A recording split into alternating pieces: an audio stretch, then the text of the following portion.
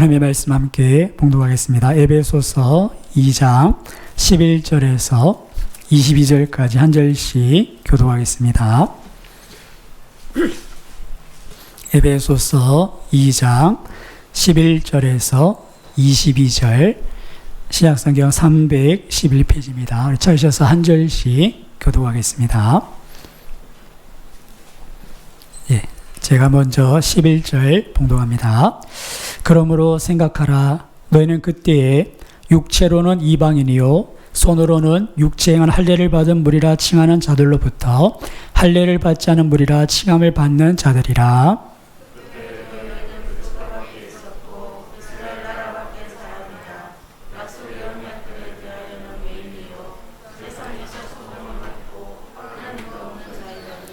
이제는 전에 멀리 있던 너희가 그리스도 예수 안에서 그리스도의 피로 가까워졌느니라.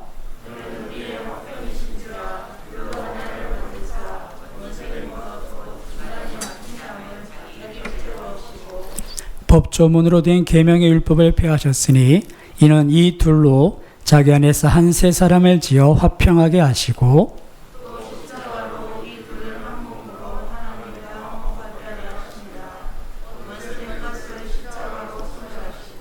또 오셔서 먼 데 있는 너희에게 평안을 전하시고 가까운 데 있는 자들에게 평안을 전하셨으니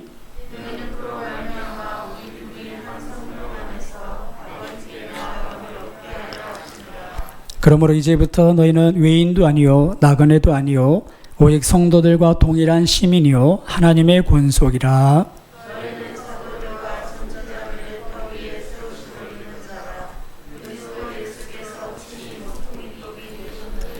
그 안에서 건물마다 서로 연결하여 주 안에서 성전이 되어가고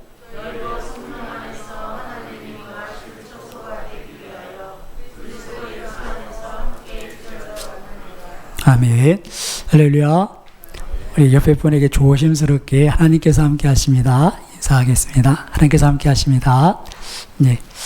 우리가 지난 2주 동안 신앙에 대해서 그 기초는 믿음이고 또 소망은 우리 신앙의 집에 기둥이 된다 하는 것을 살펴봤습니다. 오늘은 이제 사랑으로 완성될 이 신앙의 모습에 대해서 살펴볼 텐데요.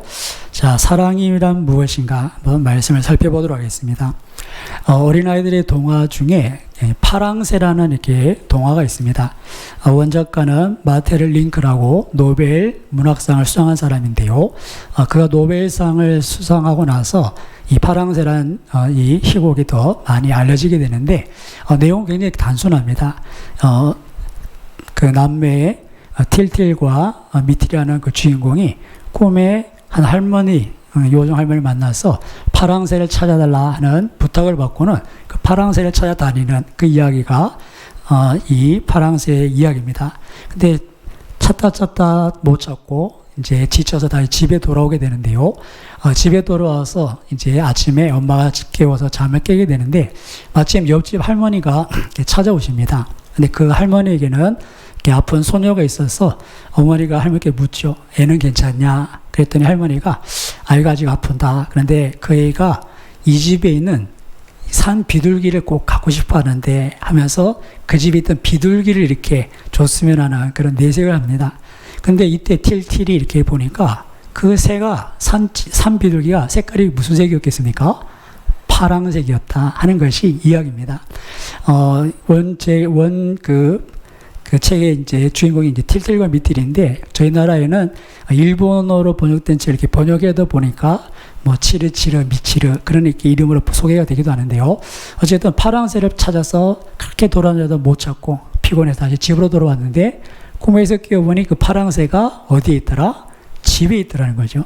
그래서 우리가 이 파랑새라는 행복, 꿈을 쫓아가는데 그것이 먼 데 있는 게 아니라 가까운 데 있다 하는 것을 전해주는 그런 이야기입니다.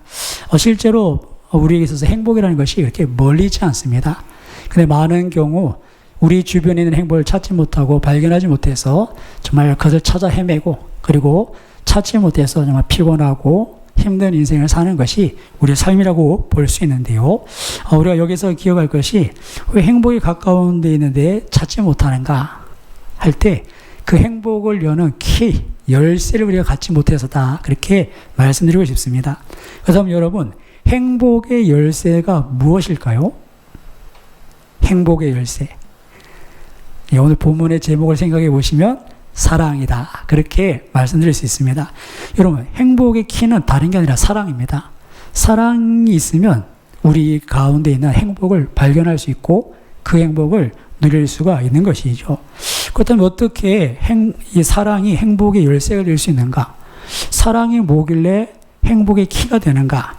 그것에 대해서 한번 살펴봤으면 좋겠습니다. 사랑이 행복의 열쇠인 이유는 하나님께서 우리를 하나님의 형상으로 창조하셨기 때문입니다. 여러분, 하나님께서 우리를 하나님과 함께 만드신 줄 믿습니다. 우리는 아메바가 진화해서 원숭이가 진화해서 사람이 된 게 절대 아닙니다.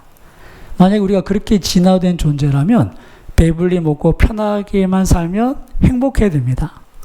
여러분, 강아지를 키워보신 분은 아시겠지만 집에서 먹을 것 주고 편안하게 있으면 걔가 어떻게 합니까? 굉장히 행복한 표정을 짓죠. 어떤 개는 이렇게 탁 뒤집어져 가지고 혓바늘 내고 웃으면서 그런 강아지도 있는데, 배부르고 등 따시면 행복해야 됩니다. 우리가 원숭이에서 진화했다면. 근데 우리 인간은 절대 그렇지 않아요. 등 따시고 배부르다고 행복한가? 절대 그렇지 않습니다. 오히려 우리에게는 그런 어떤 외부적인 요소보다 우리의 마음, 심적인 데서 내가 행복한가 불행한가 더 큰 영향을 받는다는 것을 알 수 있습니다. 왜 그렇겠습니까? 우리는 소원해지면 절대 행복할 수가 없습니다. 좋은 집에 살면 뭐하고 명품 옷을 걸치면 무엇하겠습니까? 사회적인 지위도 필요 없고 권력과 명예도 의미가 없습니다. 부부가 서로 이렇게 사랑하고 행복하게 사는 것, 그러면 다른 환경들은 다 이겨낼 수 있습니다. 부모와 자식 간의 관계도 그렇습니다. 자녀들이 바라는 건 다른 게 아닙니다. 때는 우리 부모님들이 바빠서 사랑해 주지 못하고 그 자리에 그냥 용돈으로 다른 것을 메꿔주려고 하지만 우리 아이들이 목말라는 것은 부모님의 관심과 사랑인 것이죠. 그거는 우리가 조금만 주변을 둘러보면 알 수 있는 그런 대목입니다. 학교에서 학생들이 학교 생활 잘하는 비결은 뭐겠습니까? 공부를 못해도 학교 생활 잘하는 친구들 많습니다. 관계가 좋으면 학교 생활이 재밌는 거예요. 친구들하고 잘 지내면 학교 생활이 재밌는 거예요. 근데 아무리 공부를 잘하고 선생님 칭찬을 해줘도 친구들과의 관계가 안 되면 그러면 학교 생활이 힘든 겁니다. 직장 생활도 마찬가지겠죠. 직장 생활도 관계가 이렇게 깨어지게 되면 그러면 감옥 같은 그런 상황밖에 되지 않습니다. 그냥 저 어딘가에 파랑새가 있나 자꾸 이제 딴 데를 바라보죠. 그래서 파랑새 증후군이라고 있는데 그게 뭐냐면 한 직장에 오래 머물러 있지 못하고 자꾸 이리저리 옮기는 거. 이걸 파랑새 증후군이라고 합니다. 여긴가 저긴가 마음을 못 두는 것이죠. 근데 여러분, 교회 생활도 신앙생활도 마찬가지 같습니다. 신앙생활은 우리가 하나님의 사랑을 받아들이고 하나님을 사랑하는 데서 시작이 됩니다. 하지만 그것만으로 우리가 신앙생활을 할 수 없습니다. 우리가 한 몸으로 지어졌기 때문에 어떻습니까? 성도 간의 그 관계 속에서 우리가 서로 사랑할 때 교회의 신앙생활이 즐겁고 거기에서 교회가 어떤 여러 가지 어려움이 있든 환경이 그렇든 관계없이 정말 우리 마음에 하나님신 그런 기쁨과 감사로 신앙생활을 할 수가 있는 것이죠. 그래서 우리가 계속 기도하는 것이 있지 않습니까? 우리가 서로 사랑으로 연결되어져 하나님의 과실 처소가 되기를 우리가 계속 기도하고 있는데요. 자, 이런 신앙생활의 이런 사랑도 결국 이타적이어야 한다 하는 것을 기억해야 합니다. 우리는 본성상 이기적일 수밖에 없어요. 우리 속에 있는 죄성이 이기적인 그런 사랑을 하게 합니다. 말세에 나타난 징조도 똑같죠. 자기를 사랑하고 돈을 사랑하고 쾌락 사랑하기를 하나님보다 더하고 다 자기 중심적인데 그런 사랑은 어떻습니까? 불행해질 수밖에 없습니다. 하지만 하나님께서 우리에게 보이신 사랑, 십자가를 통해서 보이신 사랑은 이타적인 사랑이고 십자가를 지시기 전에 제자들에게 말씀하셨던 사랑은 서로 사랑하라는 말씀이셨습니다. 이 사랑은 우리의 깨어진 관계를 회복하고 이 사랑은 그 관계 속에서 다시 우리에게 행복을 가져다 주는 그런 행복의 키가 되는데요.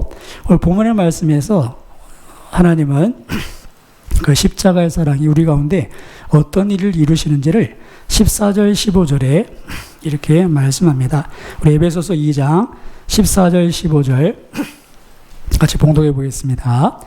그는 우리의 화평이신지라 둘로 하나를 만드사 원수된 것 곧 중간에 맡긴 담을 자기 육체로 하시고 법조문으로 된 계명의 율법을 폐하셨으니 이는 이 둘로 자기 안에서 한 세 사람을 지어 화평하게 하시고 아멘.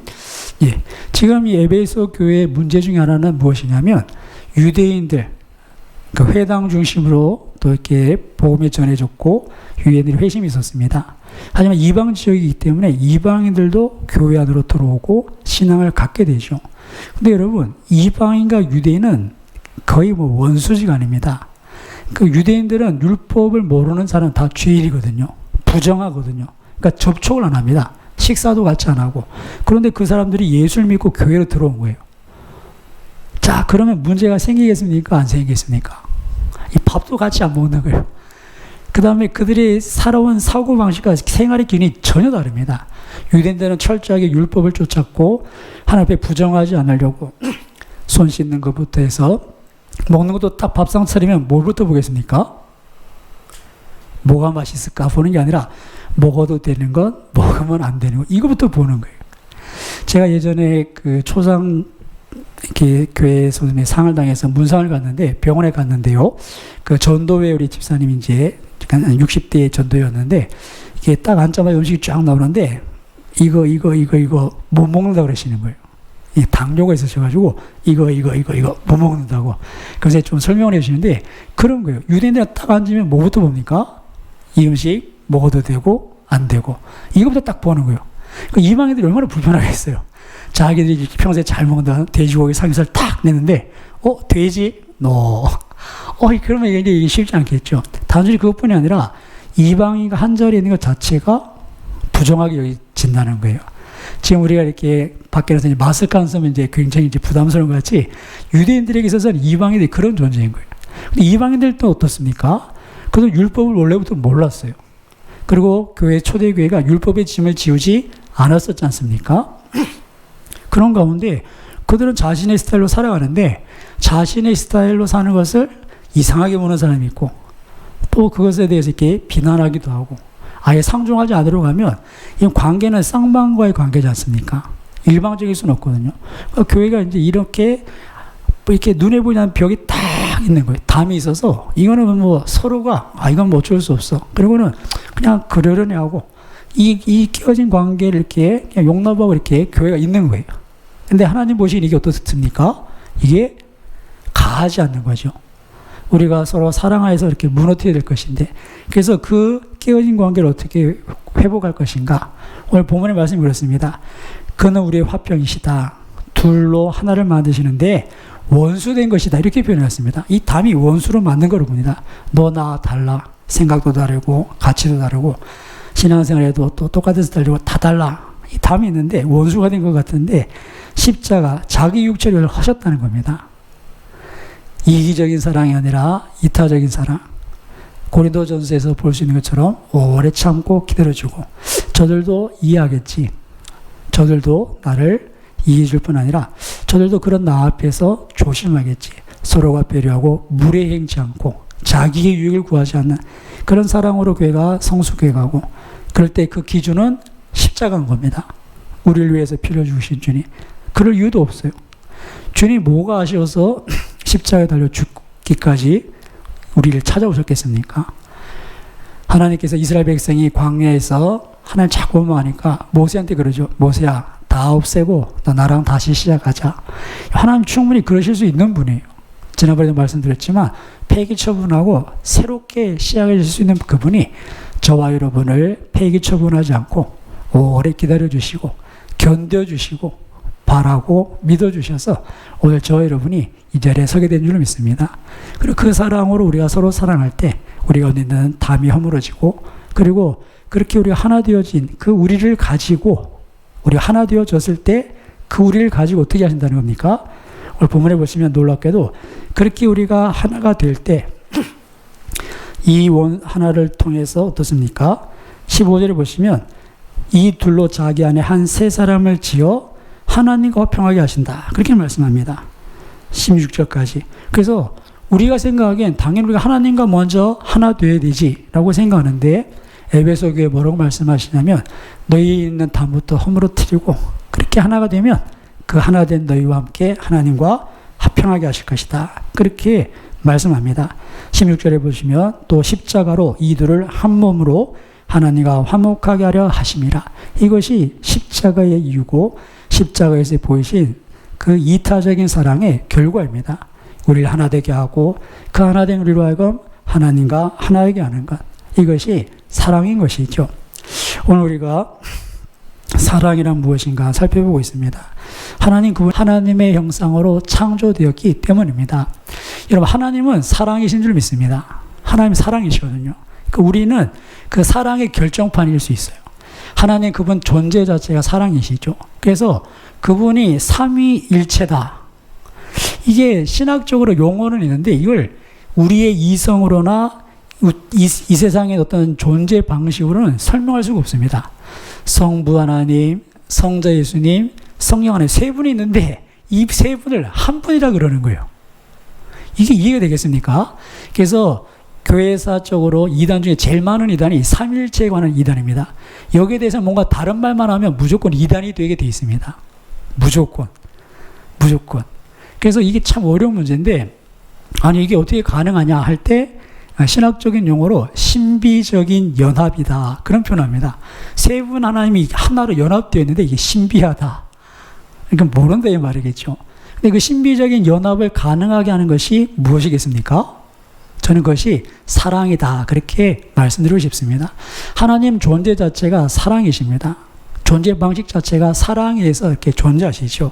그런 하나님께서 우리를 만드셨을 때 그런 하나님을 형상으로 그 모양대로 사람도 어떻게 만드신 겁니까?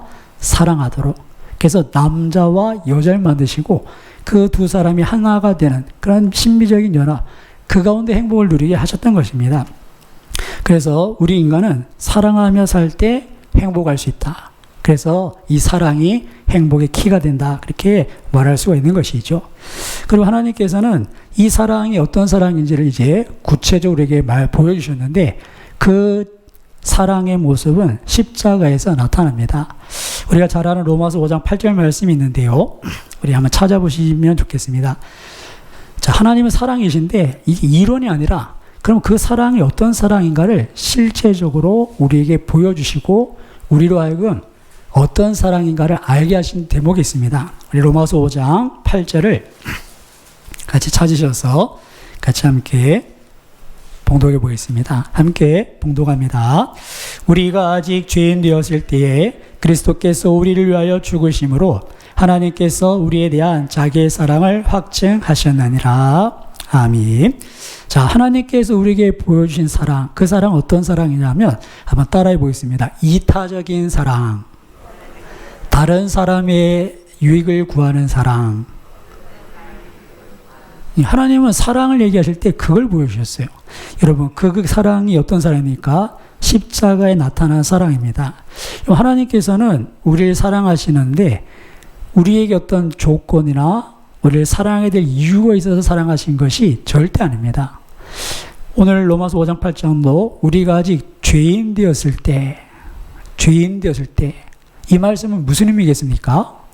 사랑받을 자격이 없을 때 그런 말씀입니다. 성경을 펼치셨으니까 10절에 가보시면 우리가 하나님과 원수처럼 행할 때 이건 하나님 없이 차라리 하나님 믿을 바에 내 주먹이나 믿으라고 눈에 보이지 않으면 어디 계시냐고 막 그렇게 하나님 무시하고 이렇게 좀 하나님 원수처럼 했던 그때도 하나님 여전히 우리를 사랑하신다. 그렇게 말씀하시는 거예요. 그걸 보면 우리가 하나님 앞에 사랑받을 이유가 없었다. 우리가 하나님께서 우리를 사랑하실 이유가 없었다는 것을 분명히 알 수 있습니다. 그럼에도 불구하고 하나님은 어떤 사랑을 하십니까? 이타적인 사랑. 우리의 유익을 구하셨지 하나님 자신의 만족을 위한 사랑이 아니셨던 것이죠. 그래서 예수님께서 그 사랑을 십자가에서 확증해 주십니다. 하늘의 영광을 다 버리고 종의 형체로 이 땅에 오시고 그리고 십자가에 죽기까지 복종하심으로 내가 너를 사랑한다. 조건 없이 사랑한다. 이유 없이 사랑한다. 그냥 그 모습 그대로 사랑한다. 그걸 보여주신 거예요. 이것이 우리에게 보이신 사랑의 모습이고 그런 사랑이 저와 여러분을 행복하게 하는 줄로 믿습니다. 여러분, 사랑도 잘해야 합니다. 사랑한다고 무조건 행복한 게 아니죠. 남녀가 연애를 합니다. 서로 좋아합니다. 사랑해서 결혼했는데 여러분 결혼하고 얼마간 행복을 할까요? 3개월. 우리 박재현 선생님 3개월. 보통 이런 얘기가 있습니다. 미국에서 이런 얘기가 있는데요. 하루를 행복하게 살려면 이발을 해라. 머리를 하면 하루가 기분이 좋다.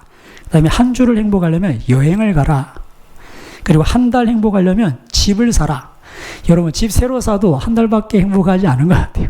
한 달 지나면 그 집이 그 집이고, 괜히 넓은 집 사면 어떻습니까? 괜히 넓은 집 사서 청소하기 힘들고, 집 사면 가슴 설레고, 야 이게 우리 집이다, 막 이게 한 달밖에 안 간다는 거예요. 근데 1년을 행복하려면 결혼을 해라. 우리 박전 선생님 3개월 그러셨는데 1년 지나면, 성경적인 것 같아요. 성경도 보면 결혼하고 1년 동안은 남자에게 다른 의무를 맡기지 않죠. 군에서도 면제해주고 그 아내와 함께 행복하게 지내도록 1년을 이렇게 빼주는 게 있는데, 이건 뭐 성경적이다 그런 생각합니다. 그리고 미국에서는 평생을 행복하려면 봉사를 해라, 그렇게 표현되어 있습니다. 영국에도 그렇고 또 중국도 그렇고 여러 나라에 이런 비슷한 이야기들이 있는데, 그 내용 중에 마지막에 보면 봉사를 해라, 남을 위해 살아라, 이게 평생을 행복할 수 있는 이유로 이렇게 소개됩니다. 근데 뭐겠습니까? 이기적인 생각 말고 이타적인 그런 사랑, 그런 삶이 결국 우리 자신을 행복하게 한다 하는 것을 볼 수 있습니다. 하나님은 십자가를 통해서 그 사랑을 우리에게 보여주셨습니다. 하나님께서 우리가 어떤 사랑을 해야 되는가?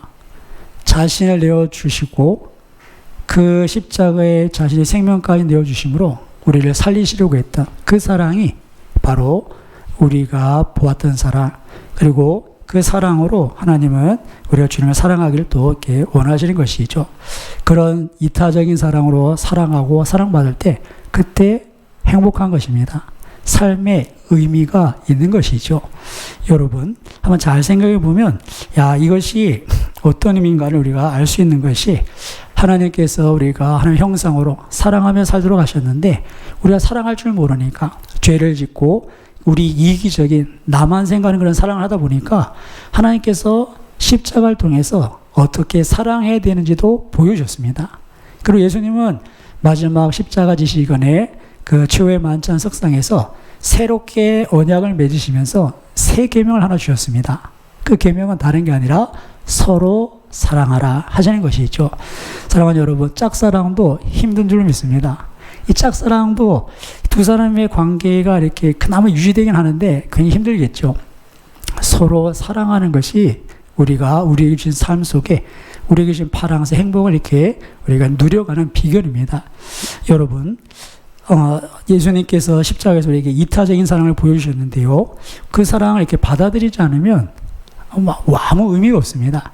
십자가의 사랑도 내가 그 사랑을 받아들여야 우리가 구원을 받고 우리 하나님의 자녀가 되고 천국을 소망할 수 있듯이, 하나님 주신 모든 관계 속에서 우리가 서로 사랑할 때 그곳에 세상이 줄 수 없는 참된 만족과 행복이 있는 것이죠. 여러분 한번 보십시오.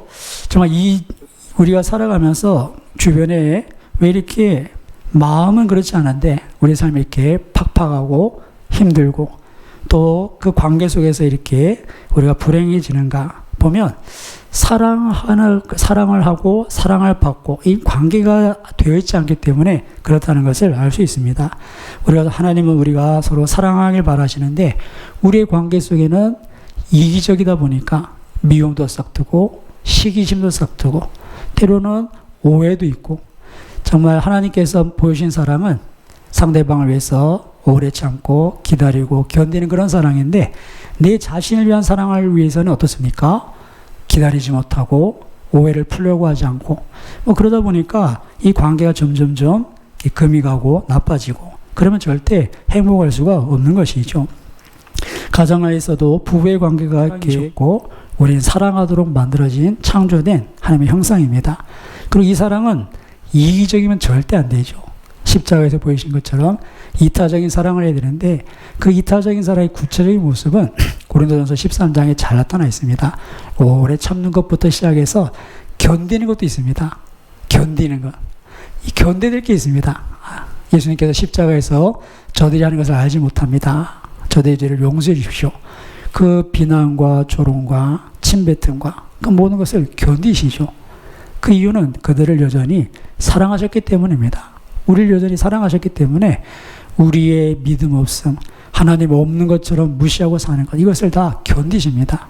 그리고 마침내 그 십자가 사랑을 우리가 받아들여 우리도 주님 사랑합니다 고백하며 살기를 기뻐하시고, 그렇게 우리 관계가 회복되길 원하시고, 또 우리가 서로를 그렇게 사랑하면서 우리가 찾던 파랑새 그 행복이 멀리 있는 것이 아니라 우리 삶 가운데 지금 이 자리에 있다는 것을 누려가도록 우리를 이끌어 가시죠.